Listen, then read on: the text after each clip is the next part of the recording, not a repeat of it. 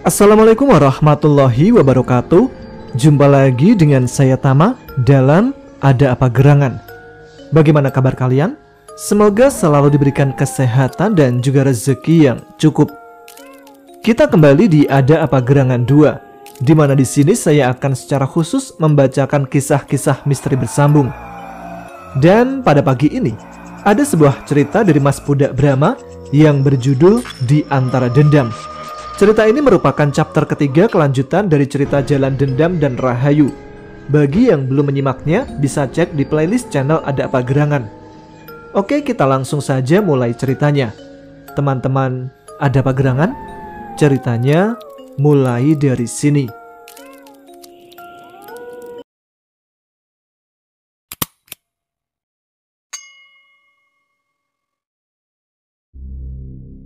Setelah puas menghajar Ama, pelacur peliharaannya, Marco bergegas pergi meninggalkan kamar apartemen bersama Bianca. Usul Bianca untuk mengobati kepala Ama yang terluka dijawab Marco dengan tamparan di pipinya. Dia sudah membuatku rugi besar malam ini, bahkan nyawanya pun masih belum cukup menggantinya, ucap Marco dingin sambil menyeret tangan Bianca. Bianca tak menjawab. Ia tahu hal itu akan membuat Marco semakin marah. Bianca hanya bisa berdoa agar luka-luka Ama tidak fatal dan bisa segera sembuh. Akan tetapi, doa Bianca tidak terkabul, sebab 2 hari kemudian, berita penemuan mayat Ama ramai diberitakan. Awalnya kasus itu ditangani oleh kantor polisi setempat dan berjalan normal. Semua itu berubah ketika dalam proses penyidikan ditemukan adanya keterlibatan pejabat. Secara tiba-tiba, informasi tentang kasus tersebut menjadi lebih tertutup dan sulit diakses. Anomali itu memancing protes masyarakat. Orang-orang yang sudah muak dengan berbagai perlakuan keistimewaan dan diskriminasi menyuarakannya lewat berbagai forum dan media. Proses menjadi semakin keras ketika satu-satunya saksi yang bisa mengaitkan kematian Ama dengan si pejabat menghilang. Berbagai macam spekulasi pun berkembang. Sebagian besar yakin si saksi telah dilenyapkan untuk menyelamatkan si pejabat. Aparat dengan tegas membantah isu tersebut. Demikian juga dengan tim pengacara si pejabat. Mereka mengadakan konferensi pers di mana-mana untuk membersihkan nama kliennya. Perang opini itu berakhir ketika sebuah peristiwa yang lebih menghebohkan terjadi. Pada suatu pagi, beberapa potongan kepala tanpa mata, lidah, dan telinga diletakkan di depan kantor polisi yang menangani kasus Ama. Kepala-kepala itu adalah milik Marco, si pejabat, pengacara, dan aparat penegak hukum yang mengkondisikan kasus itu agar tak bisa disidangkan. Di samping kepala mereka, terdapat sebuah flash disk yang berisi rekaman anak buah Marco saat melayani klien-kliennya. Saat mengetahui kejadian itu, pikiran Fatur, Rahman, dan Naya langsung tertuju pada satu orang, dan nama orang tersebut adalah Kandar. Sudah hampir 1 tahun lamanya, Kandar tinggal di kuburan. Kepada orang-orang, Pak Jumain mengatakan Kandar adalah saudara jauh yang diajaknya untuk membantu tempat pemakaman. Karena Kandar bekerja secara gratis, pengurus kampung pun dengan senang hati mempersilahkannya. Kehadiran Kandar mengubah suasana kuburan tak lagi menyeramkan. Sebagian besar warga tentu saja senang. Sementara beberapa kelompok yang biasanya menggunakan lokasi itu untuk memakai dan bertransaksi narkoba tentu saja merasa terganggu.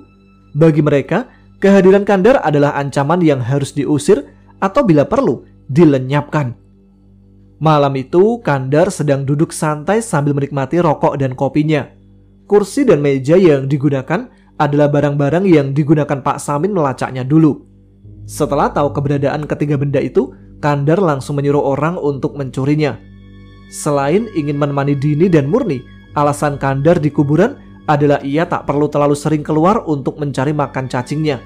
Di sebelah tempat pemakaman kampung, terdapat komplek pemakaman milik pemerintah kota yang jauh lebih luas. Di pemakaman itulah, jenazah orang-orang yang tidak dikenal dikebumikan. Merekalah yang menjadi cemilan cacing Kandar. Di luar kesibukannya membantu Pak Jumain, Kandar sering menghabiskan waktunya untuk diam-diam mengunjungi Naya. Jika gadis itu sedang berdinas malam atau pulang malam, Kandar akan mengawalnya hingga selesai atau pulang ke rumah. Semua laki-laki iseng dan jin yang akan mengganggu akan dihajarnya tanpa ampun.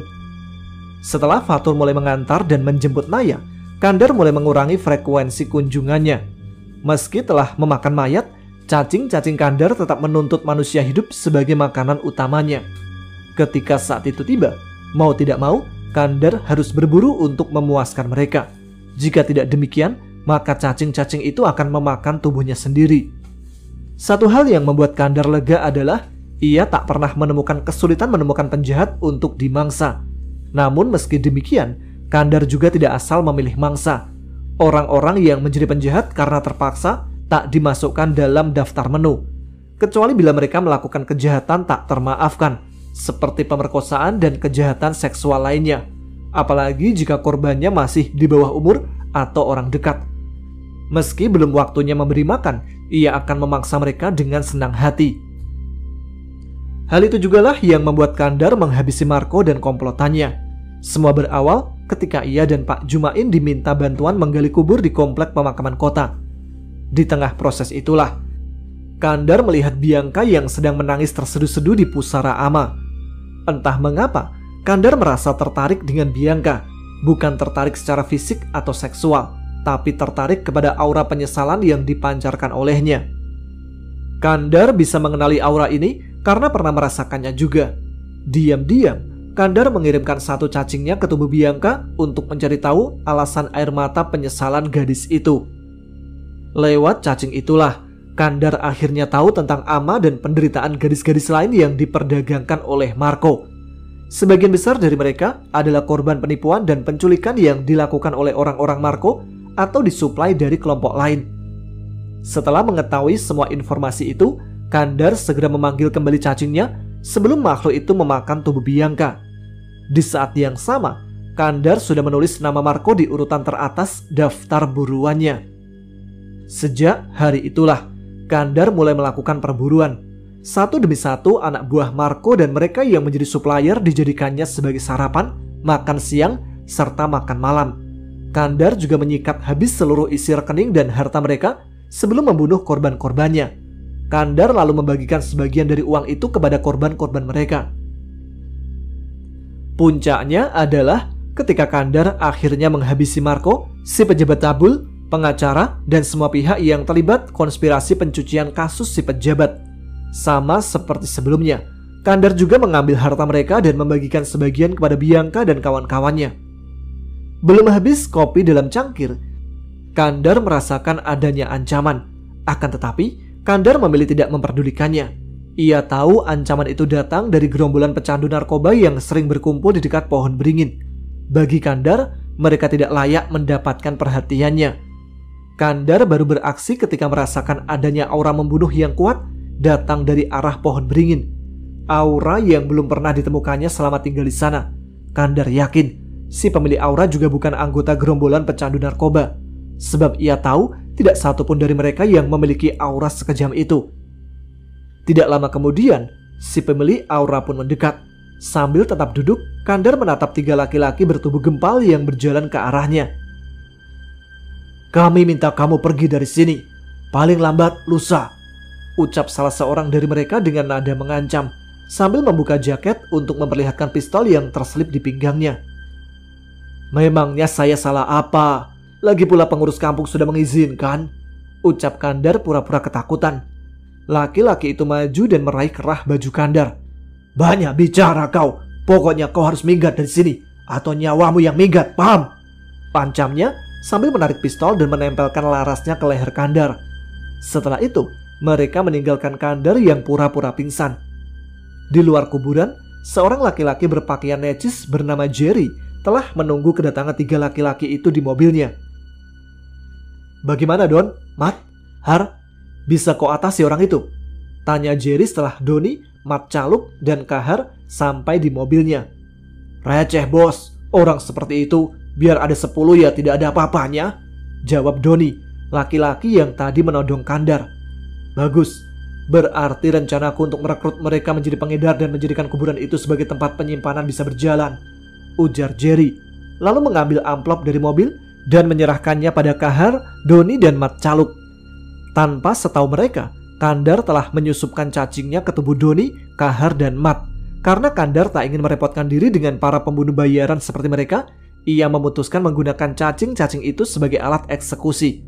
Ketiga orang itu pun mati kesakitan di diskotik saat sedang asik menghamburkan uang dari Jerry. Jerry baru saja turun dari mobil ketika melihat seseorang datang menghampiri. Laki-laki itu segera meraih pistol untuk berjaga-jaga. Wajah tegang Jerry berubah ketika tahu yang datang adalah Kandar. "Ada apa, Pak? Ada yang bisa saya bantu?" tanya Jerry sopan. "Ada. Aku butuh nyawamu," jawab Kandar singkat lalu tersenyum. Jerry bergegas menarik pistolnya, namun tangannya tak bisa digerakkan. Ia bahkan tak mampu mengendalikan kakinya sendiri yang berjalan memasuki rumah amannya. Begitu sampai di dalam, Kandar langsung memindahkan semua isi rekening Jerry ke rekening-rekeningnya. Ia juga menguras isi berangkas laki-laki itu, kemudian mengeluarkan seluruh simpanan narkobanya.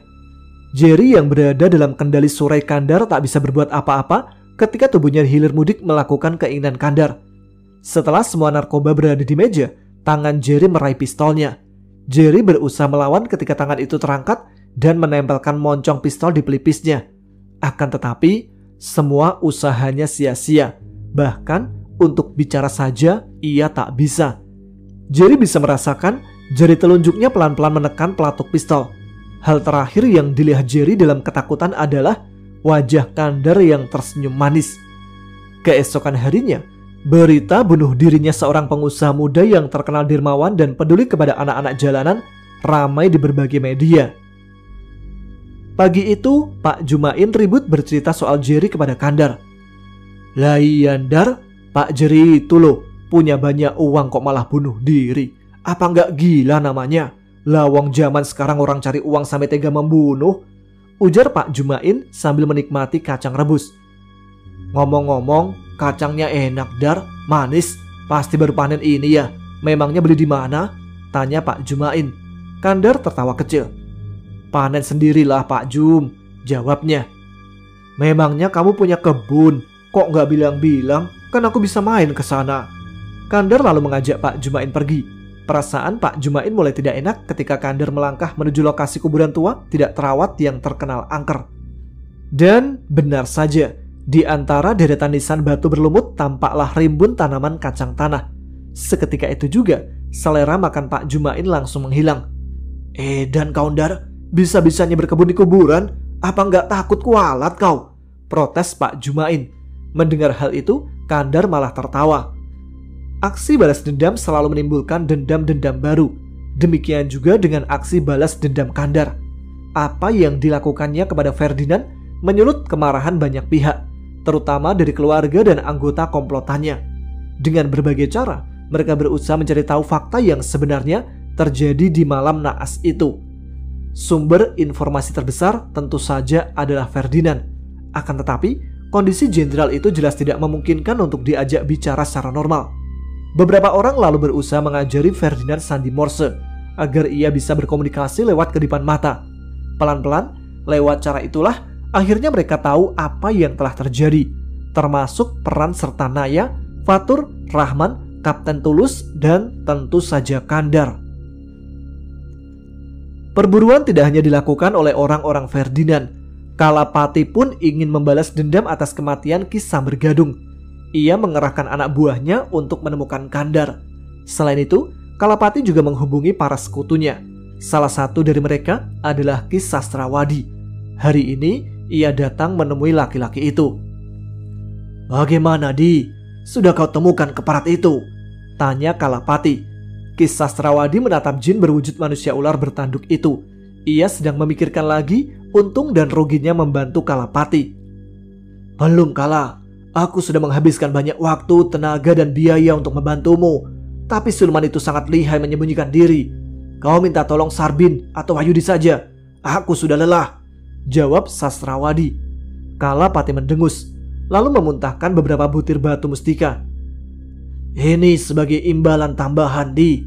Aku malas berhubungan dengan Sarbin dan Wahyudi. Mereka terlalu banyak menuntut," ucapnya. Ki Sastrawadi mengambil dan mengamati batu-batu mustika tersebut, lalu bertanya, "Mengapa tak kau lupakan saja urusan Sambergadung? Bukankah anak buahmu masih banyak?" "Jika aku mengabaikannya, maka namaku pasti buruk di mata mereka. Jin Mandala lain dan para pelanggan manusiaku, aku akan dianggap lemah dan pengecut. Hal itu bisa membuat mereka semua kabur, jawab Kalapati. Baiklah, akan kucoba terus mencari keberadaan makhluk itu. Jika ketemu, kau pasti kuhubungi, ujar Ki Sastrawadi. Kalapati pun pamit. Seperti datangnya, jin itu berubah menjadi ratusan ular berbagai ukuran dan langsung melata ke berbagai arah. Setelah Kalapati menghilang, Sastrawadi segera menghubungi informannya untuk mengetahui perkembangan kasus Ferdinand. Dari informan itulah, Sastrawadi mengetahui keterlibatan Naya, Fatur, Rahman, dan Kapten Tulus. Sebagai awal, komplotan Ferdinand menjadikan Kapten Tulus sebagai target. Mereka beranggapan Kapten Tulus lebih mudah ditaklukkan karena sudah bukan perwira aktif lagi. Permadi, salah satu rekanan Ferdinand, mengirim beberapa anak buahnya untuk mengamankan Kapten Tulus. Lewat tengah malam, Toro, Arya, Ade, dan Rega menunggu di dalam mobil. Sudah beberapa hari ini keempatnya mengintai aktivitas Kapten Tulus. Setelah berunding, mereka akan menculik Kapten Tulus malam itu.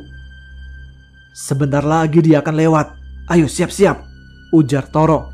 Arya, Ade, dan Rega segera mengambil senjatanya. Karena Kapten Tulus harus ditangkap dalam keadaan hidup, maka kali ini mereka akan menggunakan alat kejut listrik. Selain itu, Toro juga membawa kloroform untuk membius Kapten Tulus. Kapten Tulus melajukan motornya perlahan. Setelah pensiun dini, ia bekerja sebagai satpam di sebuah pabrik. Seperti biasa, sambil melaju ia mengamati keadaan sekitar. Sebuah kebiasaan yang diperolehnya dari latihan dan penugasan saat berdinas di daerah konflik dulu. Dari jauh, Kapten Tulus sudah melihat mobil yang ditumpangi Toro dan kawan-kawannya. Firasat Kapten Tulus mengatakan adanya bahaya yang sedang mengancam. Sudah beberapa hari ini ia merasa ada yang mengawasi dan mengikutinya. Sebagai petugas bekas prajurit yang kerap melakukan operasi senyap, insting Kapten Tulus lebih peka dari orang biasa. Kapten Tulus berhenti, mematikan motor, membuka jok, lalu pura-pura memeriksa bensin. Sambil melakukan itu, Kapten Tulus mengambil sangkur di bagasi, kemudian menyelipkannya ke balik baju. Ia juga mengubah setelan ponselnya ke mode pesawat.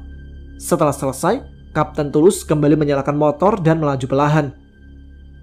Ketika motor Kapten Tulus sudah terlihat, Toro memerintahkan Arya menjalankan mobil dan memutar balik. Toro berencana menyerempet motor Kapten Tulus hingga terjatuh, lalu melumpuhkannya dengan stun gun atau kloroform. Ayo ya, mumpung sedang sepi, cepat senggol motornya, perintah Toro. Arya pun mengarahkan mobil ke motor Kapten Tulus. Ia bisa mendengar suara klakson yang dibunyikan sang kapten. Arya mempercepat mobilnya. Tidak lama kemudian, terdengar suara benturan keras dari belakang kemudi. Arya melihat motor Kapten Tulus jatuh di samping ban depan. Toro, Ade, dan Rega bergegas keluar mobil dengan senjatanya masing-masing. Ketiganya langsung menuju ke tempat motor Kapten Tulus jatuh. Di mana keparat itu? Ujar Toro sambil menatap rimbun tanaman di kegelapan. Ade, Rega, dan Arya lalu berjalan memasuki taman kota yang ditanami asam Belanda, bintaro, bambu kuning, serut, dan berbagai tumbuhan lain. Ketiganya menyebar untuk mencari sosok Kapten Tulus yang menghilang. Ketika terjadi tabrakan, Kapten Tulus dengan cepat melompat, lalu berguling ke selokan. Setelah itu ia bergerak menjauh, lalu diam-diam naik dan bersembunyi di gerumbul semak. Dari sana Kapten Tulus mengamati Toro, Ade, Arya, serta Rega. Kapten Tulus tak ingin membuka konfrontasi dengan kelompok Toro. Ia berniat mencari tahu identitas dan apa alasan mereka menyerangnya. Diam-diam, Kapten Tulus berusaha mengambil gambar Toro dan kawan-kawannya dengan kamera ponsel. Tidak lama kemudian, dua mobil datang. Toro rupanya memanggil bala bantuan. 12 orang yang keluar dari mobil langsung menyebar. Masing-masing dari mereka membawa senjata tajam atau pentungan. 2 ekor anjing juga tampak ada bersama orang-orang itu. Hidung atas, anjing perang rupanya, batin Kapten Tulus saat melihat kedua anjing itu malah mendongak ke atas. Sebagai bekas tentara, Kapten Tulus paham keganasan anjing-anjing penyerang dan pembunuh itu.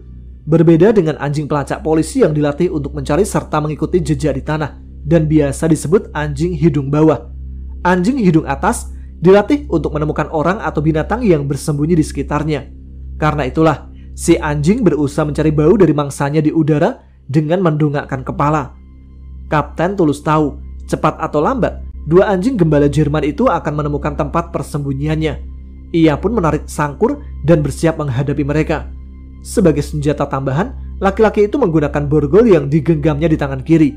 Untuk berjaga-jaga, ia mengaktifkan jaringan ponsel, mengirim pesan beserta foto kepada Fatur. Kemudian, Kapten Tulus kembali menonaktifkan jaringan ponselnya, menyalakan perekam, dan menyembunyikannya di bawah dedaunan kering yang terlindung. Tidak lama kemudian, terdengar suara gonggongan anjing. Kapten Tulus berjongkok sambil membungkuk. Kedua tangannya menempel di tanah. Sangkur serta borgol digenggamannya erat di kedua tangannya. Sambil menunggu, jantung Kapten Tulus berdebar kencang. Taring anjing bukanlah logam. Itu berarti ilmu kebalnya tak bisa berfungsi. Toro dan orang-orangnya berlari mengikuti anjing mereka secepat mungkin. Ketika melihat dua anjing itu meloncat ke dalam semak, Toro yakin mereka pasti bisa melumpuhkan Kapten Tulus. "Cepat, kepung tempat itu," perintah Toro sambil berlari. Saat anjing-anjing itu muncul, Kapten Tulus langsung menikam salah satunya dengan sangkur tepat di kerongkongan. Anjing itu pun langsung menggelepar di tanah. Kemudian Kapten Tulus berusaha membebaskan tangan kirinya dari gigitan anjing kedua. Setelah 3 tikaman, anjing terakhir itu pun tewas. Begitu tiba di sana, Toro murka. Dua anjing yang dibunuh Kapten Tulus adalah binatang kesayangannya. Tanpa membuang waktu, Toro langsung menyerang dengan tongkatnya. Ade, Arya, Rega, dan 12 anak buahnya pun tidak ketinggalan. Mereka mengeroyok Kapten Tulus dengan senjatanya masing-masing. Dengan tangan kiri terluka, Kapten Tulus melawan semampunya. Semua keahlian dan kemampuannya sebagai prajurit dikerahkannya saat itu. Sangkurnya pun bergerak cepat mencari mangsa. Meski tak seimbang, Kapten Tulus berhasil menumbangkan beberapa lawan. Melihat Kapten Tulus memiliki ilmu kebal, Toro lalu menarik pistol, memasang peredam, dan langsung menembaki lawannya. Pada akhirnya, Kapten Tulus harus menyerah juga. Meski senjata anggota kelompok Toro tidak berhasil melukainya, hantaman demi hantaman peluru membuat tubuh Kapten Tulus terluka dalam. Ia pun lalu ambruk ke tanah. Toro segera memborgol tangan Kapten Tulus dan membawanya ke mobil. Dalam perjalanan di mobil Toro itulah, Kapten Tulus melihat sebuah mobil polisi menutup jalan masuk ke lokasi penyerangan. Pertanyaan tentang tidak adanya kendaraan lain yang lewat di jalan itu pun terjawab. "Mereka pasti suruhan orang penting," batin Kapten Tulus, sambil berharap Fatur bisa menemukan ponsel yang disembunyikannya di taman tadi. Toro menutup mata dan mulut Kapten Tulus dengan lakban. Ia juga memasang headset agar sang kapitan tidak bisa mendengar suara apapun. Di tengah kesunyian malam menjelang subuh, ketiga mobil anak buah Permadi itu melaju ke arah pelabuhan. Dalam hati, Kapten Tulus terus berhitung. Setiap hitungannya mencapai angka 300, ia menekuk satu jarinya. Ketika 5 jari tangan kirinya mengepal, Kapten Tulus bisa mencium aroma amis ikan. Mobil yang berulang kali bergoyang menjadi tanda jalan yang mereka lewati berlubang-lubang. Dari bau amis, Kapten Tulus tahu ia berada di sekitar laut. Ia pun mulai mencari pantai mana yang berjarak kira-kira 2,5 jam dari tempat awal mereka berangkat. Setelah berpikir, Kapten Tulus yakin ia sedang berada di sebuah pelabuhan tradisional di sebelah barat kota, tempat yang dipenuhi deretan kapal kayu berukuran besar dan gudang-gudang tua. Mobil yang membawa Kapten Tulus dan Toro akhirnya berhenti di depan gudang besar. Orang-orang yang berjaga di sana segera membuka pintu gudang. Mobil Toro lalu masuk ke dalam, sementara 2 mobil yang lain tetap di luar. 1 jam kemudian, mobil yang membawa rombongan Permadi datang. Permadi menarik lakban yang menutup mata dan mulut Kapten Tulus dengan kuat. Sebagian alis, bulu mata, dan kumis Kapten Tulus pun ikut tercabut bersama lakban, menyisakan titik-titik darah di antara mata serta bibir laki-laki itu. "Katakan di mana Kandar?" tanya Permadi tanpa basa-basi. Kapten Tulus yang terikat di kursi mengerjapkan mata beberapa kali. Setelah hanya melihat kegelapan, ia perlu membiasakan diri dengan cahaya lampu yang kini menyorotinya. Setelah beradaptasi, Kapten Tulus menatap laki-laki kurus yang tadi bertanya tentang Kandar. Wajah laki-laki itu tampak tidak asing baginya. "Kau rupanya. Sudah kuduga ormasmu itu cuma kedok saja," ujar Kapten Tulus. Permadi tersenyum sinis. "Jangan banyak bicara, Pak Tua. Sekarang cepat katakan di mana Kandar, atau kau akan menderita," balasnya. "Kau benar-benar ingin tahu?" tanya Kapten Tulus. "Lebih cepat, lebih baik, demi keselamatanmu sendiri," jawab Permadi. "Baiklah, tapi tempat tinggal Kandar sangat jauh dan sulit untuk ditempuh," ujar Kapten Tulus. "Jangan berbelit-belit, cepat katakan," Walau ke ujung dunia pun pasti kudatangi, bentak Permadi yang mulai kehilangan kesabaran. Wajah Kapten Tulus berubah serius.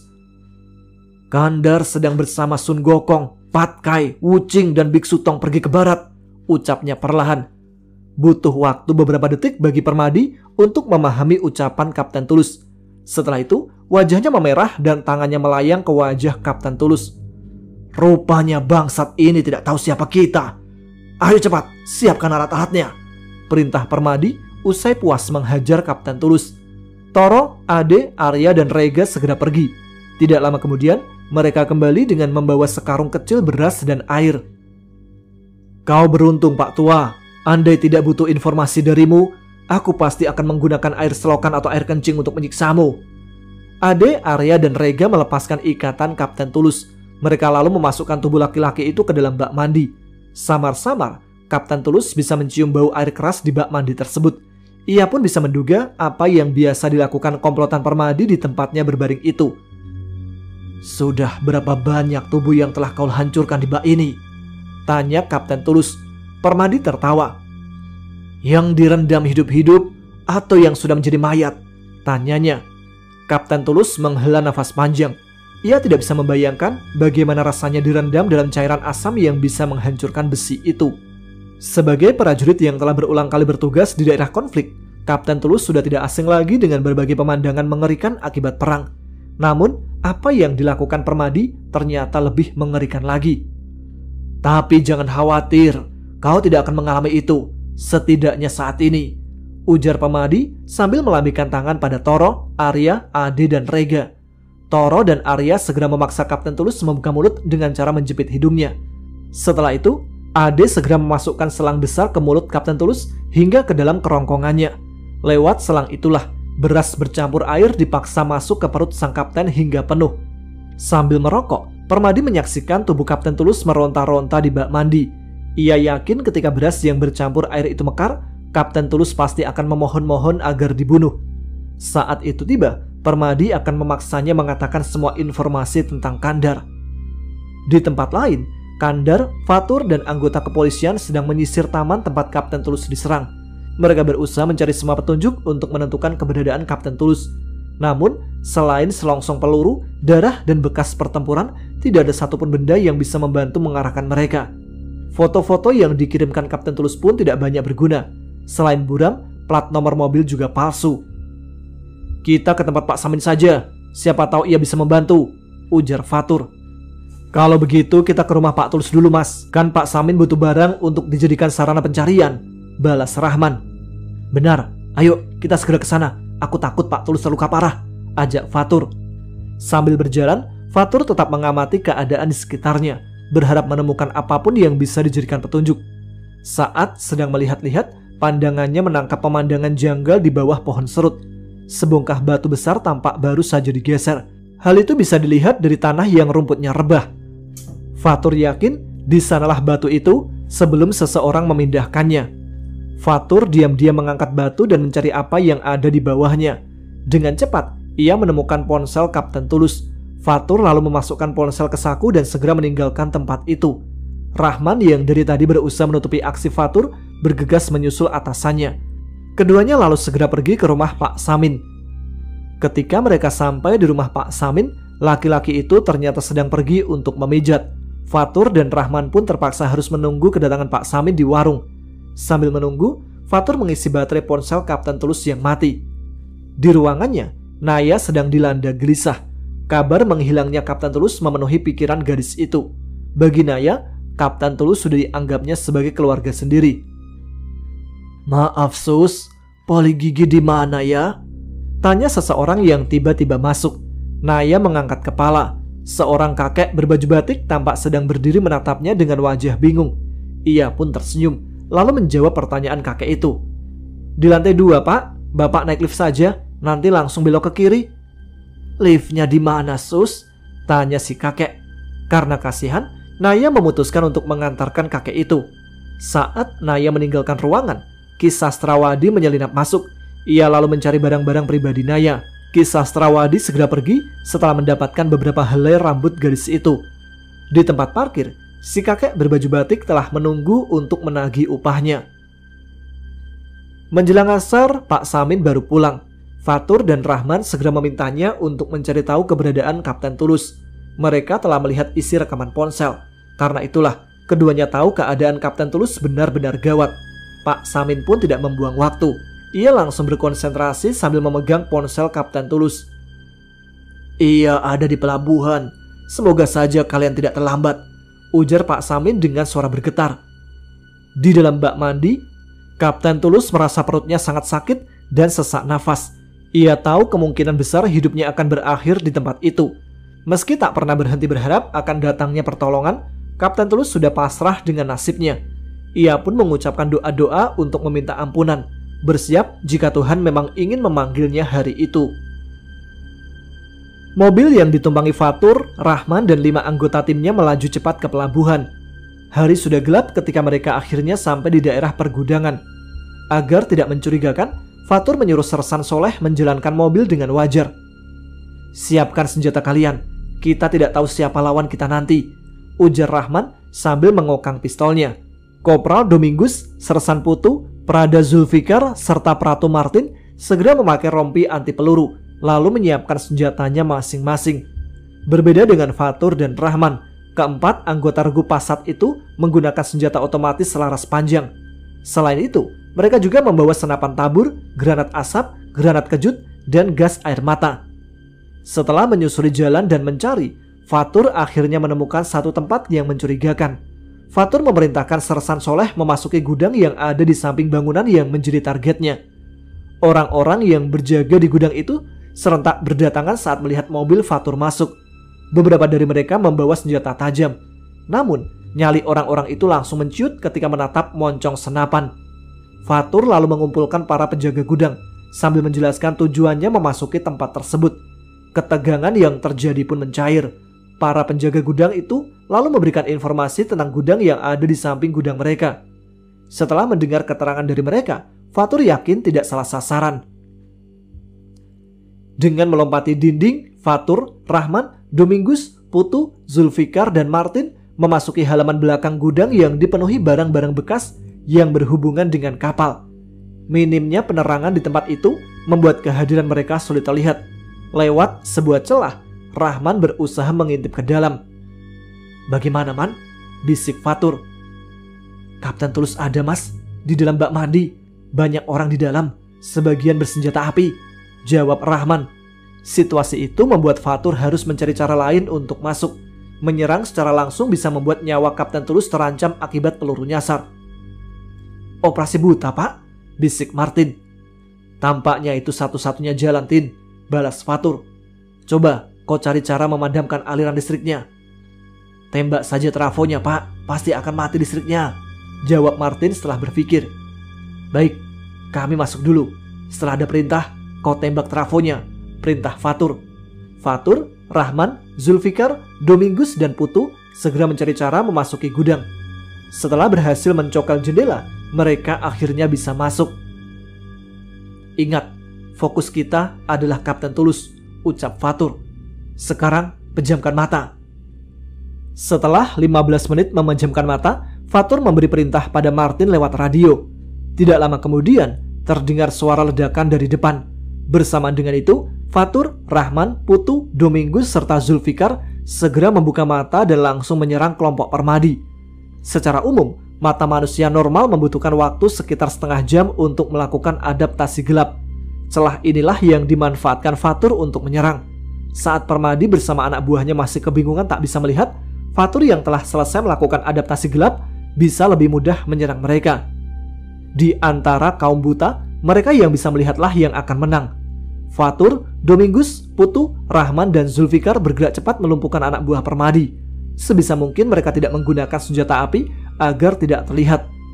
Di saat yang sama, Sersan Soleh melumpuhkan para penjaga gudang yang ada di depan dengan tembakan senapan Remington kesayangannya. Satu persatu orang-orang itu pun tumbang setelah kakinya ditembus peluru senapan. Sesuai dengan pesan Fatur, Soleh sebisa mungkin tidak membunuh targetnya. Fatur dan Rahman bergerak cepat ke tempat Kapten Tulus. Lewat HT, Fatur menyuruh Sersan Soleh menyiapkan mobil secepatnya. Fatur dan Rahman mengangkat tubuh Kapten Tulus, lalu segera membawanya keluar gudang. Di belakang mereka, Putu, Domingus, Martin, dan Zulfikar memberi perlindungan dengan tembakan. Begitu mobil datang, mereka segera menaikkan Kapten Tulus dan pergi secepatnya untuk menyelamatkan nyawa sang kapten. "Bertahanlah, Pak, bertahanlah," ucap Fatur sambil memegang tangan Kapten Tulus yang sudah tak sadarkan diri. "Tahu begini kepala mereka yang kutembak, Pak," ujar Sersan Soleh dingin sambil menyetir. Dari beras yang menempel di baju dan tubuh Kapten Tulus, ia tahu apa yang telah terjadi kepadanya. "Masih ada kesempatan, Leh. Sekarang cepat ke rumah sakit terdekat," balas Fatur. Di tempat lain, Ki Sastrawadi sedang melihat Ki Blarong membuat boneka dari sobekan kain kafan, kapas bekas penutup hidung, telinga, dan mata mayat. Setelah semua selesai, ia memasukkan rambut Naya ke dalam boneka tersebut. Dengan boneka itulah, Ki Sastrawadi akan memancing kedatangan Kandar. Selain menyuruh Ki Blorong meneluh Naya, Ki Sastrawadi juga menyuruh 2 jinnya untuk mengawasi gadis itu. Saat mencuri rambut di rumah sakit, Ki Sastrawadi sebenarnya ingin menggunakan jasa jin. Akan tetapi, jin penguasa di sana tidak memberikan izin. Begitu juga dengan di rumah Naya. Jin-jin suruhannya dihadang oleh jin kuat yang menjaga salah satu anak asuhnya. Karena itulah, akhirnya ia terpaksa berangkat sendiri untuk mencuri rambut Naya. Beberapa jin juga diperintahkan mengikuti Fatur dan Rahman. Dari jin-jin inilah Ki Sastrawadi tahu tentang peristiwa di taman dan pelabuhan. Naluri bisnis Ki Sastrawadi pun muncul. Ia lalu berusaha mencari jalan agar bisa berhubungan dengan kelompok Ferdinand. Di tengah semua kejadian itu, kelompok Jerry juga sedang mencari Kandar. Orang-orang itu mengira Kandar adalah bagian dari kelompok lain yang ingin mengambil alih wilayah kekuasaan mereka. Kandar juga dituduh membawa kabur heroin, sabu-sabu, dan pil ekstasi yang tersimpan di rumah aman Jerry. Kolonel Gunawan, salah satu rekan Jerry, menggunakan kekuasaan dan orang-orangnya untuk melacak jejak Kandar. Posisinya sebagai salah satu kepala unit intelijen membuat tak ada seorang pun yang mencurigai aksinya. Mereka menganggap perintah untuk mencari sosok Kandar adalah bagian dari tugas menjaga keamanan negara. Menyalahgunakan kekuasaan dan kewenangan adalah cara Kolonel Gunawan memperkaya diri dan menjaga keamanan posisinya. Atas nama keamanan nasional, ia kerap melakukan operasi-operasi kotor, baik untuk kepentingannya sendiri maupun pesanan pihak luar yang bersedia membayar harganya. Anton adalah salah satu pelanggannya. Sebelum tewas, Kolonel Gunawanlah yang menyediakan semua informasi untuk melancarkan operasinya. Semua informasi itu diberikan lewat Ferdinand. Sebenarnya, Gunawan ingin menjual informasi itu langsung kepada Anton, tapi ia tidak ingin berkonfrontasi dengan Ferdinand. Gunawan sadar, kekuatannya masih belum cukup untuk melawan jaringan Ferdinand. Ketika Anton tewas dan Ferdinand tumbang, kelompok mereka sempat meminta bantuan melacak jejak pembunuhnya. Saat itu, Gunawan bersedia membantu, namun ia tidak melakukan apa-apa. Gunawan lebih memilih mengambil alih bekas kelompok Anton dari balik layar. Bagi Anton, hal itu lebih menguntungkan, karena ia bisa mendapatkan hasil yang lebih besar tanpa harus bersusah payah membangun jaringan dari nol. Operasi pengambil alihan tersebut dijalankan oleh Mayor Badu, salah satu tangan kanannya, dan Jerry. Karena itulah, Gunawan sangat marah ketika mengetahui Jerry tewas dengan kepala berlubang. Gunawan tahu ia tidak bunuh diri, sebab Jerry adalah seorang kidal. Jika bunuh diri, maka seharusnya jejak Mesio ada di tangan kiri dan bukan tangan kanan. Demikian juga dengan lubang masuk peluru di pelipisnya. Setelah melakukan penyelidikan, Gunawan berhasil memperoleh informasi tempat terakhir yang didatangi Jerry bersama 3 tukang pukulnya, termasuk kejadian tewasnya 3 tukang pukul tersebut di hari yang sama dengan Jerry. Atas dasar informasi itulah, Gunawan memerintahkan Mayor Badu pergi ke komplek pemakaman untuk memata-matai Kandar. Rombongan Fatur akhirnya tiba di rumah sakit tempat Naya berdinas. Mereka langsung membawa Kapten Tulus ke ruang gawat darurat. Setelah mendengar cerita Fatur, dokter memutuskan untuk mengoperasi Kapten Tulus saat itu juga, sebab beras yang ada di perut sang kapten harus dikeluarkan sebelum lambungnya pecah. Naya bergegas datang ketika Fatur menelponnya. Air mata gadis itu tumpah saat melihat kondisi Kapten Tulus. Ia pun bersiap ikut membantu operasi. Namun, saat menuju ruang operasi, Naya merasa seluruh tubuhnya nyeri dan panas seperti terkena api. Gadis itu pun ambruk karena tak mampu menahan rasa nyeri dan panas itu. Beruntung, sebelum tubuh Naya membentur lantai, Fatur dengan sigap menyambarnya. Fatur sangat terkejut ketika tahu tubuh Naya basah kuyup oleh keringat. Rasa terkejut itu berubah menjadi kekhawatiran ketika melihat wajah gadis itu pucat dan nafasnya tersengal-sengal. Fatur pun segera meminta Rahman pergi mencari bantuan dokter. Tidak lama kemudian, Rahman kembali bersama dokter dan perawat dengan membawa berangkar. Tubuh Naya langsung dinaikkan ke brankas, lalu dibawa ke ruang perawatan. Di bawah pohon bungur, Mian menyaksikan semua kejadian itu. Ia menghela nafas panjang. "Masih lama ya? Kapan kita pulang ke Lawu? Aku udah kangen sama ibu dan Arum."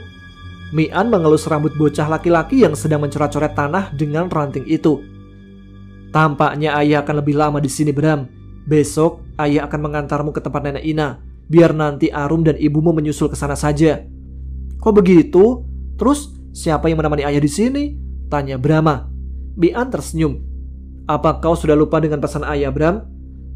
Dia yang bersahabat dengan semesta tidak akan pernah sendirian melangkah. Benar begitu kan ya?" jawab Brahma. "Benar, Bram.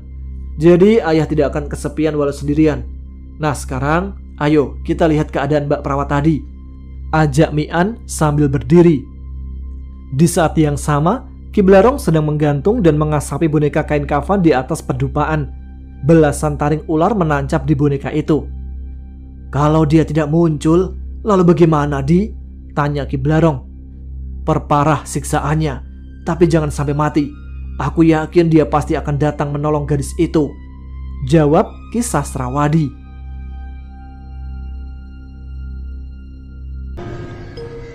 Sampai di sini dulu cerita di Antara Dendam. Kita lanjutkan besok ketika sahur ya. Selamat berpuasa bagi yang menjalankan, tetap semangat dan semoga sehat selalu. Saya Tama pamit, tetap semangat, jaga kesehatan. Wassalamualaikum warahmatullahi wabarakatuh.